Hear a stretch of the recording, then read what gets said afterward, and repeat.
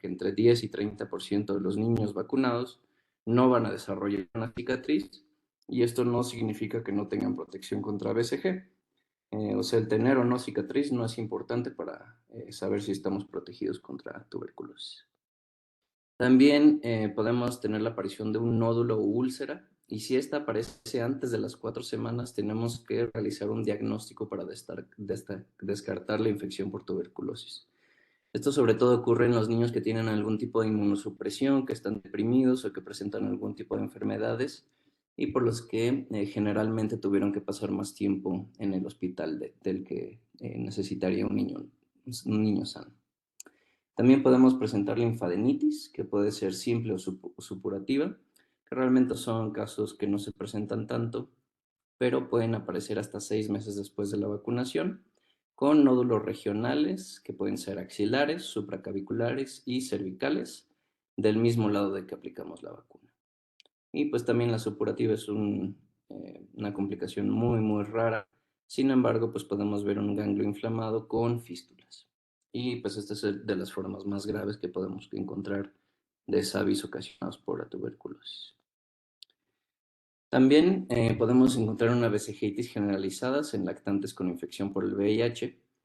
Como les mencionaba, contar con VIH no es una contraindicación para recibir la vacuna, sino que tenemos que realizar un diagnóstico, un recuento de CD4 para ver si se puede o si no se puede aplicar la vacuna. Sin embargo, pues sí se ha visto que se han aplicado vacunas BCG en niños que no sabíamos que tenían algún tipo de infección por VIH y que pues presentan vesijitis generalizada y que puede ser muy grave y poner en riesgo la vida del niño.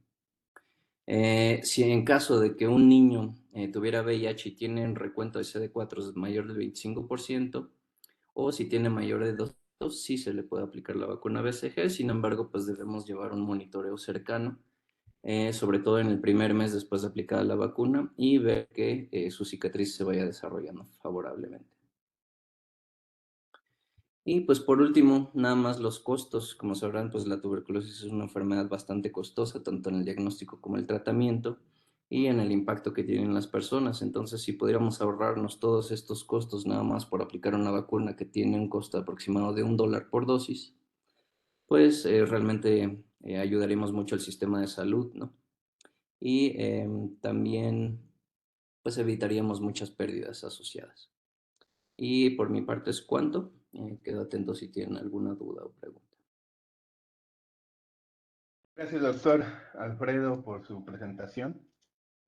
Tenemos todavía un tema pendiente, el de laboratorio, que lo va a impartir el doctor José Armando Martínez, y posteriormente vamos a dar tiempo para preguntas, algunas preguntas. Si no alcanzamos a contestarlas, se las estaremos enviando por correo las respuestas.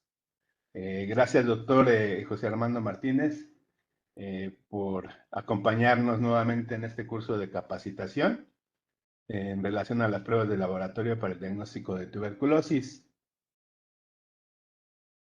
Si gusta iniciar, gracias.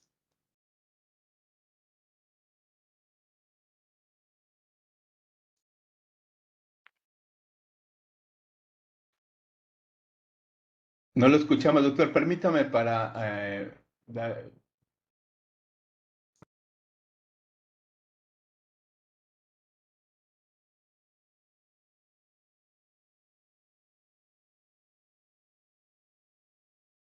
Adelante, Armando. Ahí sí me Ya escuchan, puedes ¿verdad? activar tu micrófono.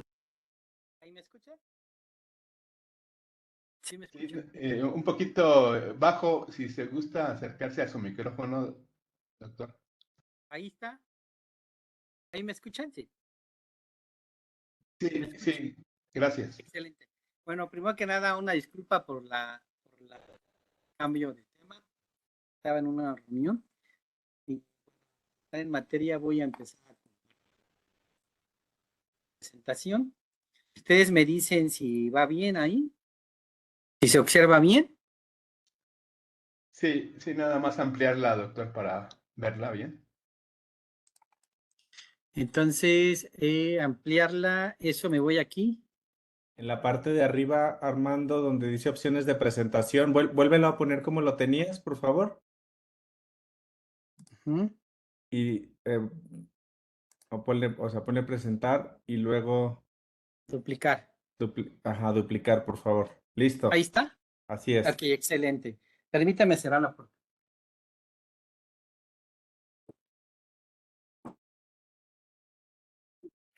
Muy bien. Bueno, como todos sabemos, como bien decía la doctora Nayeli, el diagnóstico de la tuberculosis va a ser muy importante para el seguimiento de los casos, tanto la identificación de los casos sensibles como el del seguimiento de los resistentes.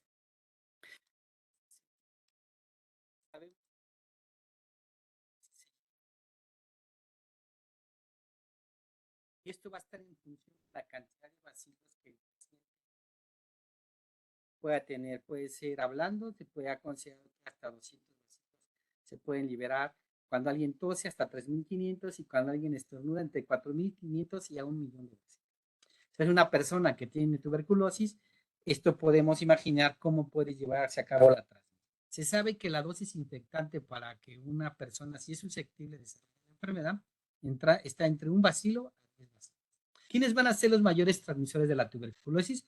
Obviamente aquellas personas que tengan la sintomatología como la tos, aquellas que tengan una baciloscopía positiva, aquellos pacientes que no tengan tratamiento, los enfermos que acaban de iniciar el tratamiento y particularmente para la resistencia, aquellos que han fracasado al tratamiento o que tienen una recaída. Como podemos ver, tuberculosis es una enfermedad muy particular y generalmente porque su desarrollo es muy lento. ¿Qué es lo que hace que genere factor tuberculosis?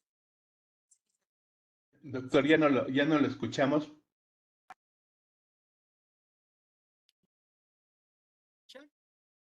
¿Y me escuchan?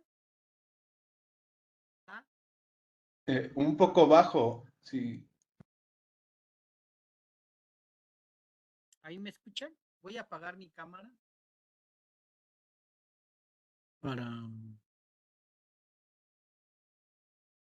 ¿Ahí me escuchan? Sí, ya mejor, doctor. Gracias. Ok, gracias.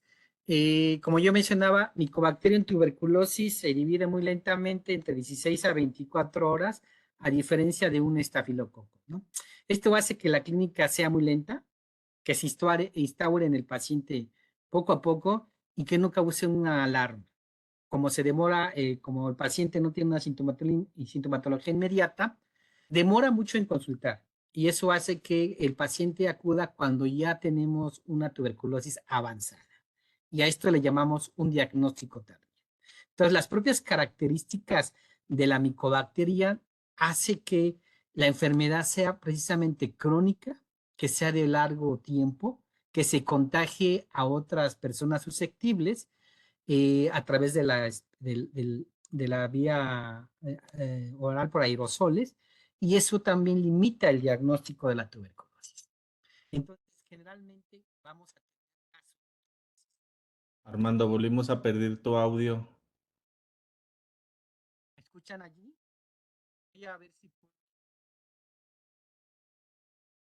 Audio. ¿Ahí me escuchan? ¿Me escuchan ahí? ¿Sí? Sí, pero muy bajo. Okay.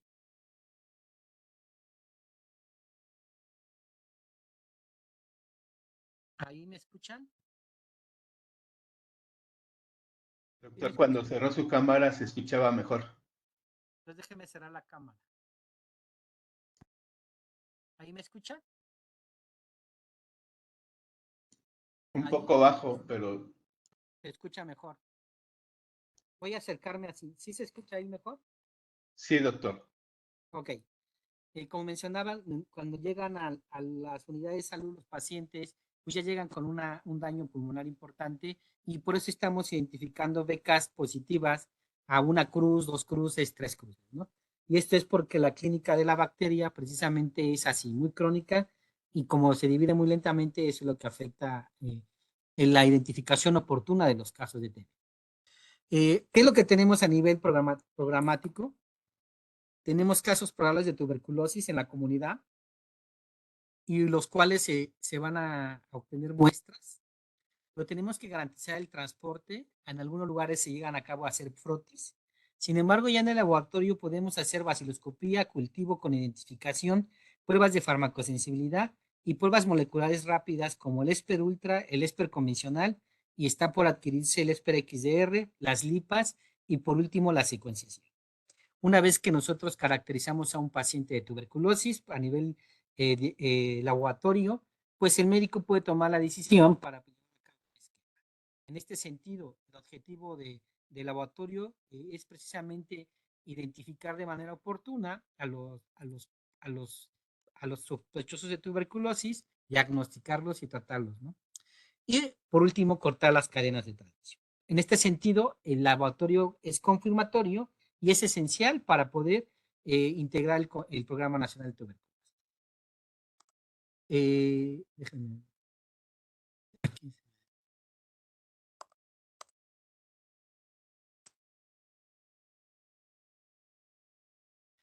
Y aquí puedo mostrar una pirámide de cómo se organiza la red de laboratorios de tuberculosis en el país.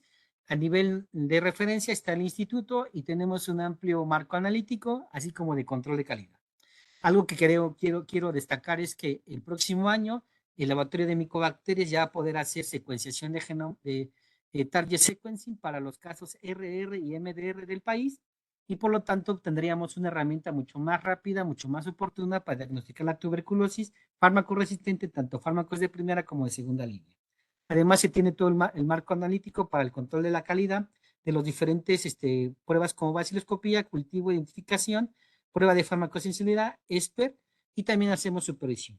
Cada laboratorio, cabe mencionar, tiene una jerarquía, y a nivel estatal contamos con 32 laboratorios estatales más algunos hospitales que llevan a cabo pruebas de complejidad intermedia y 21 laboratorios que se les consideran laboratorios de apoyo a la vigilancia epidemiológica porque cuentan con el marco analítico para diagnosticar tuberculosis. Algunos ejemplos de ellos es el Instituto Nacional de Enfermedades Respiratorias, el Instituto de Nutrición, entre otros, ¿no?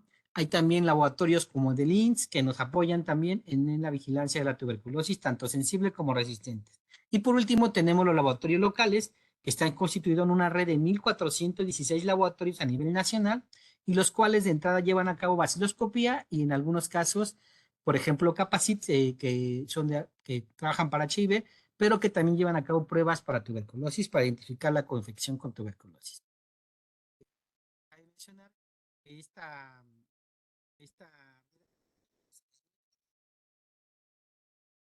identificar los casos. En México tenemos una norma oficial mexicana de tuberculosis y también contamos con los lineamientos. Doctor, otra vez perdimos su audio. Ahí, ¿Ahí me escuchan? Sí, Y ya un poco mejor, un poco bajo. ahí. Ahí está bien. Ok. Comentaba que en México se tienen en los lineamientos para la vigilancia de la tuberculosis, en donde se menciona cuál es el marco analítico que tenemos para el diagnóstico. La bacteriología va a ser la herramienta más importante para confirmar la presencia de los bacilos pertenecientes al complejo, y algo muy importante aquí es que podemos hacer diagnóstico precoz con el ESPER y también tener el ESPER de seguimiento con el XRR y las lipas o secuenciación. Dentro de la parte convencional tenemos el cultivo líquido y el cultivo sólido, la identificación con una prueba rápida y obviamente las pruebas de farmacosensibilidad que todos conocemos. Cabe mencionar que en la parte convencional tenemos un problema porque el diagnóstico no se vuelve tan oportuno. Tenemos resultados de vaciloscopía que debe de ser en 24 horas, pero en la realidad puede pasar más de 24 horas para identificar un caso de tuberculosis. En el caso de las pruebas convencionales para cultivo e identificación, se tiene un resultado entre 3 y 4 semanas, y para las pruebas de sensibilidad entre 2 a 3 semanas. Sin embargo, en la realidad esto no sucede, lo que precisamente las pruebas convencionales no permiten tener un diagnóstico oportuno, de ahí que la OMS recomiende el uso de pruebas rápidas moleculares. ¿Cómo lo hacemos en México? La detección se lleva en 3 muestras de expectoración para garantizar que se obtenga un 85% al menos de pruebas para poder tener identificar un caso de tuberculosis. Como todos sabemos, la baciloscopía es nuestra herramienta de diagnóstico en el país de primera entrada y consecutivo el diagnóstico por ESPE. Todos sabemos que la baciloscopía es la característica que tiene el bacilo para retener la tinción de ácido alcohol resistencia por fosina fenicada y con un colorante de contraste que es el azul de metileno. Esa es una característica propia de la micobacteria y esta ventaja nos permite identificarla a nivel de diagnóstico. Ahora, sabemos que la baciloscopía, dentro de sus ventajas, es que es una técnica rápida, sencilla, de bajo costo, de importancia en salud pública y se realiza en cualquier muestra clínica excepto orina y consiste en determinar la presencia de los bacilos ácido alcohol resistentes. Dentro de sus desventajas es que no podemos identificar la viabilidad de la bacteria y tampoco podemos diferenciar entre una micobacteria en tuberculosis y no una no tuberculosa. La baciloscopía pues, se puede realizar en cualquier muestra clínica excepto orina. Se puede identificar para aquellos, se recomienda para tosedores consultantes con tos productiva, contactos de un caso de tuberculosis y sospechosos con tuberculosis con manifestaciones clínicas radiológicas que no se confirme con otro diagnóstico. Ahí se tendría que hacer una serie nueva de BKs cuando estas resultaron negativas. Obviamente hay que tomar en cuenta aquellas poblaciones de alto riesgo como HIV y diabetes mellitus. También se utiliza la baciloscopía para el control mensual del seguimiento de del tratamiento. Yo mencioné que tiene poca especificidad y poca sensibilidad. Se sabe que una baciloscopía tiene una sensibilidad de 65%, a diferencia de una prueba rápida molecular que tiene entre un 90 al 95%. De ahí que por eso la OMS recomienda el uso más de pruebas rápidas moleculares como el ESPER, el TrueNAP y alguno otro como el COVAX, el Vidimax, que más adelante comentaré. El cultivo es la identificación de la viabilidad de la micobacteria y tenemos dos tipos. Tenemos cultivos sólidos y cultivos líquidos. Se sabe que en un cultivo puedes aislar desde 10 bacterias a 100 dependiendo del tipo de medio. El problema que tenemos con el cultivo es que se requiere una infraestructura en los laboratorios de mayor complejidad y bioseguridad por el manejo de la cantidad de bacilos que se están tratando en cada prueba, en la metodología. Pero también nos puede identificar si es Mycobacterium tuberculosis o otra micobacteria, además de poder hacer las pruebas de sensibilidad. Como yo mencioné, puede haber dos tipos, el sólido y el líquido. El sólido es el Lowenstein-Jensen y el líquido es el medio Millibrook 7H9, VBL. La diferencia entre estos es el tiempo de desarrollo. El sólido tarda de 3 a 4 semanas y el líquido de 1 a 2.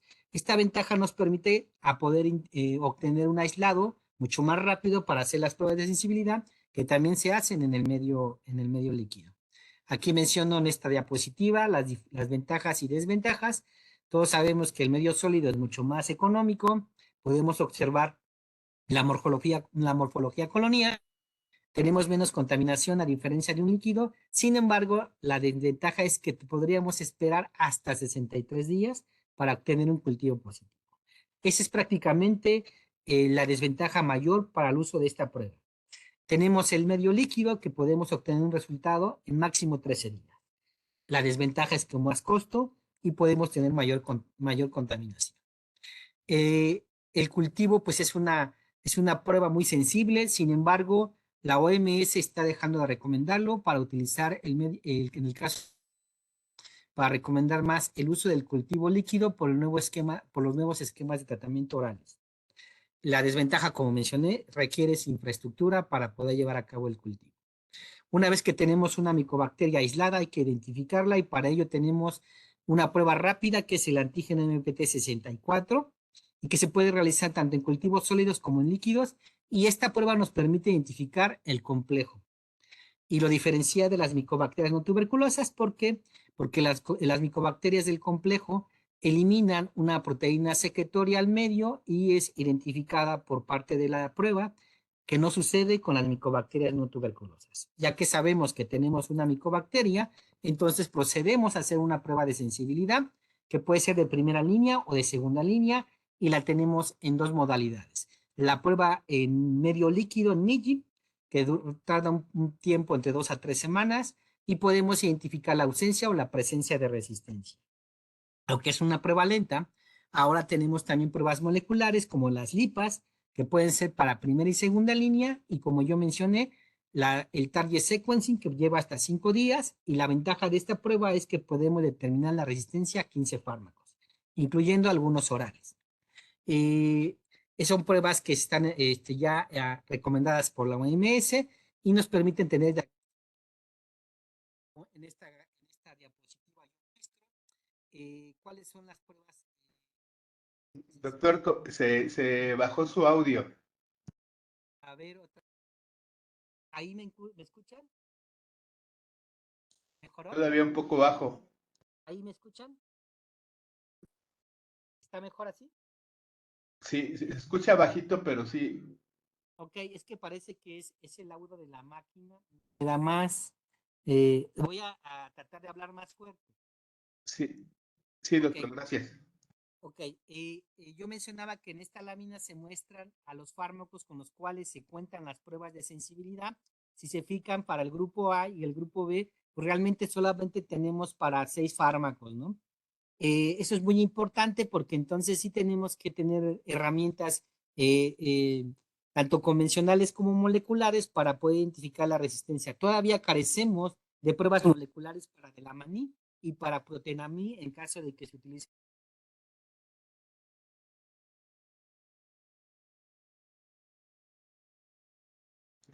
Doctor, perdimos su audio. Ok. Estaba yo mencionando que las pruebas de sensibilidad en medio líquido pues van a cuantificar el desarrollo de la micobacteria, ¿no? Si en presencia de un fármaco o no, y podemos diferenciar a partir de una población del 1% de mutantes resistentes. Esto es importante para poder llevar a cabo la clasificación de un caso resistente. Cabe mencionar que actualmente la Organización Mundial de la Salud está recomendando las pruebas rápidas moleculares iniciales y en este caso tenemos aquellas que pueden identificar la resistencia a rifampicina o alguna otra mutación a fármacos como quinolonas e inyectables. Para el caso de las pruebas iniciales tenemos aquellas que van a detectar la resistencia y la identificación de la micobacteria. También se encuentran aquellas que van a identificar marcadores moleculares o biomarcadores, por ejemplo, para aquellos pacientes que viven con VIH. La ventaja que tenemos con las pruebas rápidas moleculares para diagnóstico es que se pueden realizar entre 2 horas hasta máximo 5 días. Podemos identificar la resistencia a rifampicina y la cianiacida. Y también hay actualmente una prueba aprobada por la Organización Mundial de la Salud, que es el TrueNAP, que es para uso sin equipos. Es realmente una prueba para un hospital que tenga difícil acceso y no requiere de luz eléctrica, ya que funciona con pilas.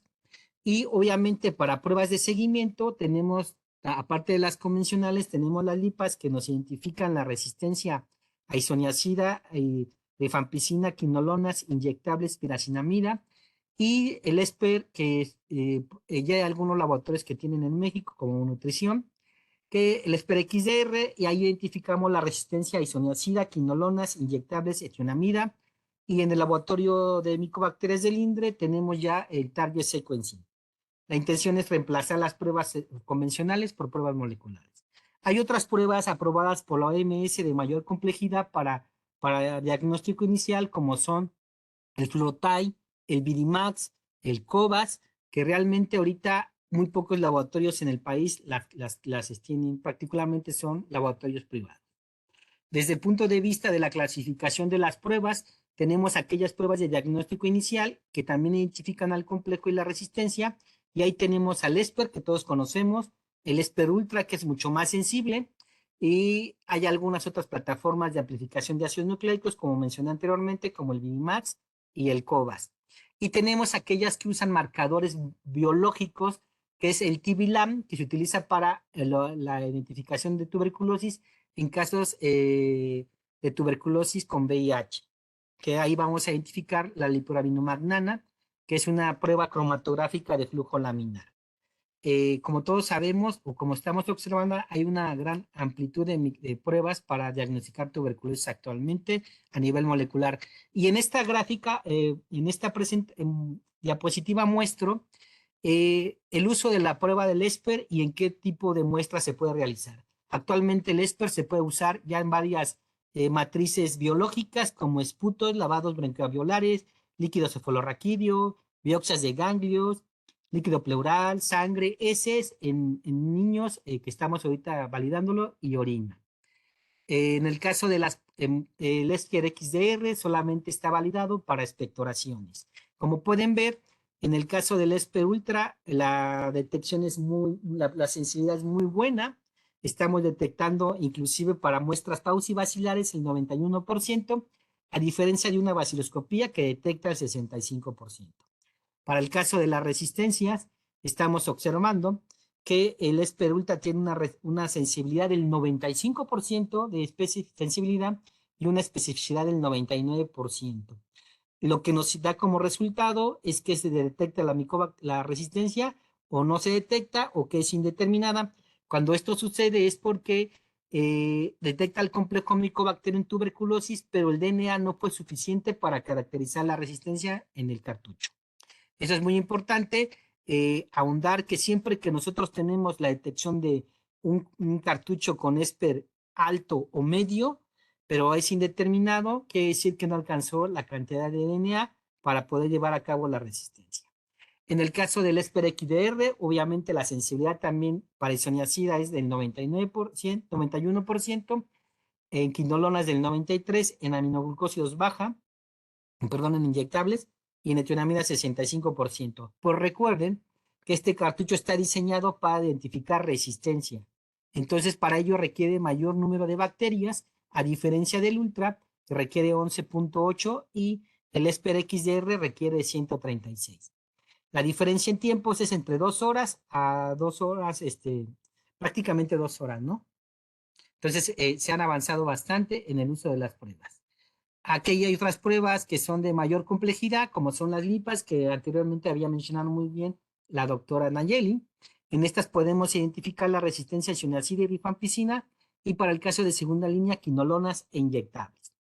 Las plataformas automatizadas de amplificación de ácidos nucleicos, de complejidad baja, se les consideran al ESPER y obviamente aquí yo puse target sequencing, pero realmente es de mayor complejidad. Las plataformas que realmente no se utilizan para pruebas moleculares son las de piracinamida porque requieren un área de contención y prácticamente en muy pocas partes del mundo se lleva a cabo la prueba de piracinamida molecular. Ok, aquí es otra vez una gráfica en donde una diapositiva donde muestro las diferencias de cada prueba de acuerdo a la matriz. Por ejemplo, puede ser una lipa, puede ser para primera línea o para segunda línea. ¿Y qué es lo que nos está detectando? La diferencia de estas pruebas es que tenemos que partir de una baciloscopía positiva. Y eso ya pues es una limitación, porque si es un caso que es paucibacilar, pues vamos a tener un problema ahí de detección. La prueba lleva aproximadamente 5 horas. El problema con estas pruebas es que son manuales y uno tiene que interpretar. Entonces tienes que contar con un personal con habilidad para poder identificar las bandas y eso ya te mete un error humano. Bueno, como conclusiones, podemos ver que la búsqueda activa de los casos de tuberculosis permite identificar oportunamente los casos transmisibles, reduciendo el número de tratamientos en la población y la generación de farmacoresistencia.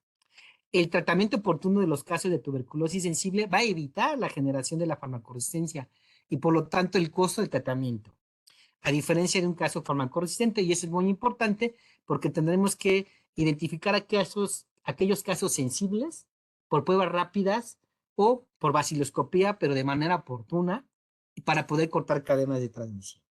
Fortalecer también el uso extensivo de las pruebas rápidas moleculares y su seguimiento por pruebas de primera y segunda línea, ya sea moleculares o convencionales. Eso también nos va a permitir como programa nacional y poder hacer la vigilancia de la farmacoresistencia en México de una manera también oportuna. Hay otras plataformas, como yo mencioné, que son de mayor complejidad, como el Vidimax, el ABU, el Roche, el Molbio, el XDR y la secuenciación, pero tienen poca disponibilidad todavía en los países por los altos costos. Sin embargo, Son pruebas que son recomendadas por OMS y realmente han demostrado tener un desempeño muy bueno, tanto de sensibilidad como de especificidad. Actualmente nosotros en el laboratorio del INDRE estamos evaluando al Vilimax, estamos evaluando a COVAX, estamos evaluando a TrueNAP, que es de Molbio, y estamos ya implementando la prueba de detalle sequencing. Yo espero que para el próximo año la prueba ya esté abierta para todos los casos RR y MDR que se identifiquen por ESPE. Por lo tanto, algo que es muy importante para los países de México, bueno, para los países de la región, es el acceso universal tanto a las pruebas de farmacosensibilidad, así como también el uso de tratamiento oral. Pero para poder hacer uso de tratamientos orales, tenemos que garantizar que no existe resistencia a quinolonas. Por eso tenemos que eh, descentralizar las pruebas de farmacosensibilidad, al menos hasta quinolonas. Y eso lo podríamos hacer utilizando equipos rápidos como el ESPER XDR, que esperemos el próximo año México pueda contar con un mayor número de plataformas. Hasta aquí mi presentación, doctor. No sé si hay alguna pregunta. Me fui muy rápido.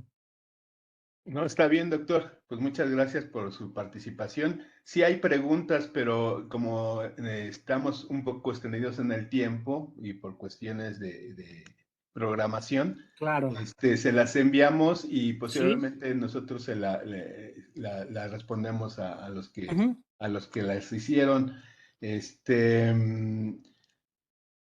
Nada más, hay una pregunta que dice, ¿cuánto tiempo puede sobrevivir la micobacteria en muestra de aspirado de secreciones gástricos o en orina? Ok, va a depender de la matriz. Como es una muestra de secreción, obviamente viene con ácido clorhídrico.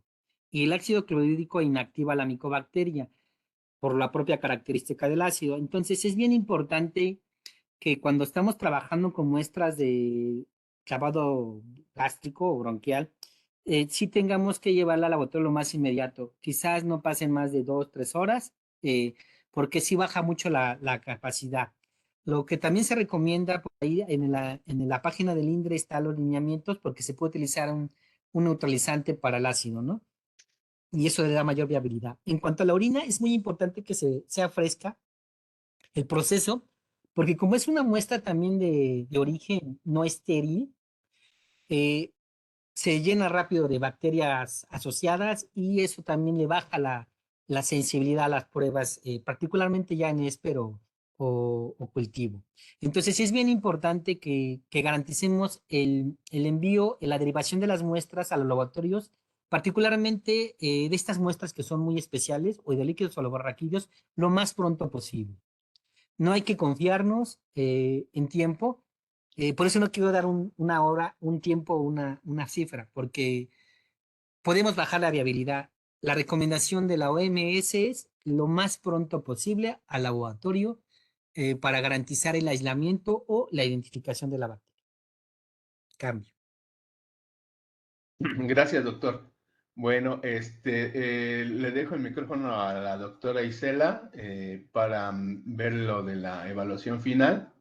Y igual, pues gracias a todos los que participaron con su exposición del SENAPRESE, de Sencilla, del INDRE. Gracias a todos por su colaboración. Y las preguntas, bueno, posteriormente las enviamos con ustedes para que nos den respuesta y las turnamos a sus respectivos. Doctora Isela, si gusta presentar la evaluación. Doctor, permítame. Gracias. Sí.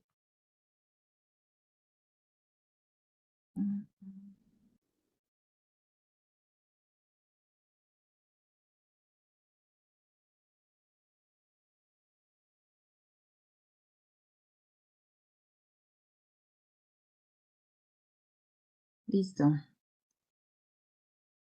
¿Se ve la diapositiva de acuerdos?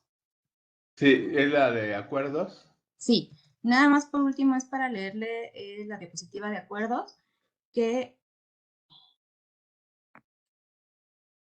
en orden se compartirá vía correo electrónico con los asistentes a la reunión la presentación de la capacitación, así como los acuerdos y compromisos generados a más tardar para el 15 de noviembre.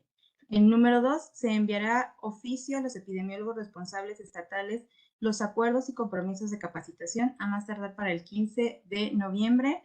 Y tercer acuerdo, si el año 2023 no se ha realizado capacitación de componente de tuberculosis, se realizará la réplica de la presente capacitación a los niveles estatal, jurisdiccional y local, y garantizando la participación de los componentes involucrados en la vigilancia epidemiológica con fecha de cumplimiento para el 29 de noviembre. Y se enviará la evidencia de la capacitación realizada en el año 2023 sobre el sistema de vigilancia de tuberculosis, que incluye convocatoria de capacitación, material en PowerPoint utilizado, lista de asistencia, institución, nombre, cargo del adscrito, minuta de la reunión con los acuerdos generados, en acuerdo responsable y fecha de cumplimiento, y dichas evidencias deben ser enviadas por oficio, así como a través de los correos de tuberculosis y de la doctora Luisa, para más tardar para el 29 de noviembre. Y les comparto lo que es el link de la evaluación final.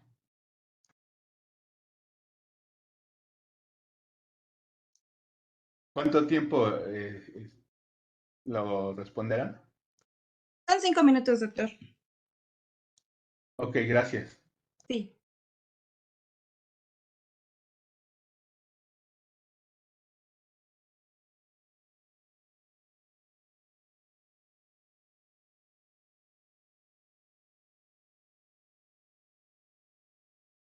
Muy bien. Entonces, les recordamos responder esta evaluación final, por favor.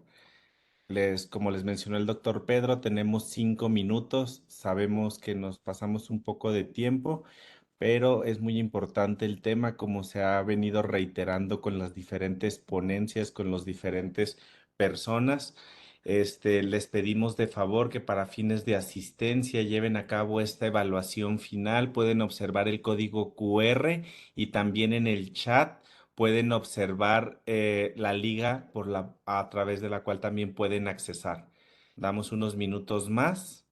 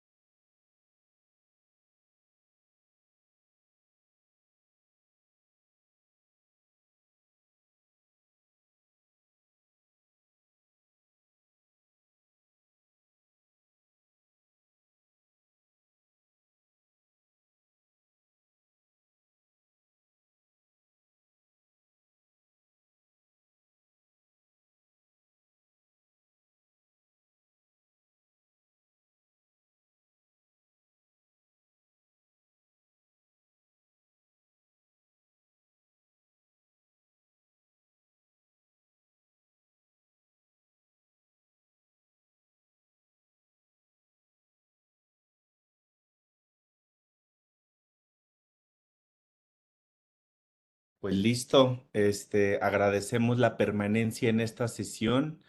Doctor Pedro, no sé si gustes agregar algo más o podemos ya dar por terminada esta sesión. No, nada, gracias por su atención a todos y bueno, seguimos en contacto. Ya saben, mi contacto a través del correo electrónico o vía telefónica es siempre para servirles. Gracias. Pues muy bien, muchas gracias al doctor Pedro y a todos los ponentes.